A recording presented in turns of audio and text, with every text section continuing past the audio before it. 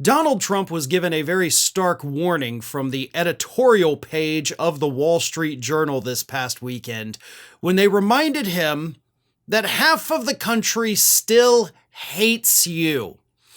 The Wall Street Journal editorial board pointed out in this editorial that you didn't even get 50% of the popular vote. So the majority of the country, which they only say half, but let's be real, it's actually the majority, they don't like you. So you'd better tread carefully for the next 4 years. Otherwise, they say, you're going to hand the Democratic Party the biggest gift they have ever received. Here's what the Wall Street Journal wrote. First of all, of course, they said half the country still dislikes you. But then they said, Mr. Trump has political running room, though it's not unlimited. His victory was solid, but no landslide. The GOP majority in the House is so narrow that a couple of willful members can kill anything. Mr. Trump could quickly find himself in trouble if he exceeds his mandate from voters. Now, again, you guys just admitted, you don't have a mandate. But then you're like, you better not waste his mandate. Learn how to write, editorial board editors. You can't say something doesn't exist and then later on, a sentence and a half later, say that the thing exists. That's not how reality works, let alone writing. I would think the editorial board of the Wall Street Journal would know that, but apparently they do not. They then said that he runs the risk of overreach if his plans also mean midnight raids on busboys or separating mothers from children, in which case the politics could turn fast. They continue, the biggest risk in our view is Mr. Trump's desire to court adversaries in search of diplomatic deals for their own sake. He won't settle the Ukraine war in a day as he promised, but an ugly deal that favors Russia could be his version of President Biden's flight from Afghanistan. Most important will be his courtship of Chinese dictator Xi Jinping.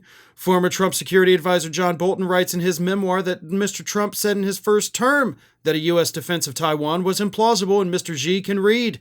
China could react to Mr. Trump's tariffs with a blockade of Taiwan, or perhaps by taking nearby islands now controlled by Taiwan. How would Mr. Trump respond to avoid the risk of war? Would he cede Taiwan to Mr. Xi? If Mr. Trump focuses on settling scores rather than raising incomes, Democrats will sweep the 2026 midterms and progressives will return to power with a vengeance in 2028. A second presidential chance would be a terrible thing to waste. Y'all are writing that as if you don't know exactly what he has planned to do. There is not a single plan in place that Donald Trump has, which he has admitted, by the way, to raise incomes for average Americans. No, the only thing that his allies and he have said that would help the middle class is cutting taxes for the rich, which everybody that is not wealthy, in fact, even the wealthy people know this, doesn't help the middle class, doesn't help the working class, doesn't help the lowest among us in the income brackets, doesn't help any of us. So he literally has no plans to bring down prices or raise our incomes, and that's what voters allegedly went to the polls and voted on this past November. So you're saying, if he doesn't do this, he's kind of screwed. Okay, so he's kind of screwed then, because we all know damn well he's not going to do any of that. They're already promising the raids on the busboys. It's literally supposed to happen tomorrow. So all of the horrible things you're telling him, please don't do this, he's already planning to do, possibly this week. With Trump's upcoming inauguration, the stakes couldn't be higher for the next 4 years. And let's not kid ourselves, things are already looking grim.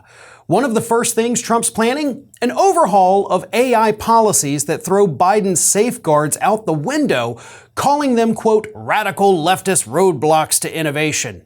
But let's be real, this is about stripping away protections and opening the floodgates for unchecked surveillance, manipulation, and corporate control. So of course, the right is going to frame this as freedom for technology, while the left waves red flags about fewer rules, more spyware, and zero regard for human rights. Factor in Elon Musk and Trump's corner, and you don't have to stretch your imagination to see how dangerous this gets. The line between truth, opinion, and propaganda will blur completely. And that's exactly why I've been partners with Ground News for a while now. They're an independent app and website, yet one of the few places left where clickbait and algorithms aren't manipulating what you see and hear. Instead, they help you cut through the spin by seeing all sides of how news stories are covered or ignored across the political spectrum. And with their new daily briefing, Ground News makes diving in deep easier than ever. It's quick, no-nonsense rundowns of the day's most important stories from every angle. This isn't just about staying informed. We're staying ready. Knowing what the other side is up to is how we spot the lies, challenge what doesn't add up, and fight for the future we deserve. That's why we're offering 50% off their top-tier Vantage plan for under $5 a month, the biggest discount of the year. Go to ground.news/ROF or scan the QR code right here to subscribe. You're doing more than supporting my channel. By subscribing, you're helping ensure that independent voices like ours don't disappear. Plus, it's their biggest sale of the year. Grab it for yourself, or better yet, gift it to that MAGA uncle at Christmas. He won't even realize you're doing him a favor by saving what's left of his critical thinking skills.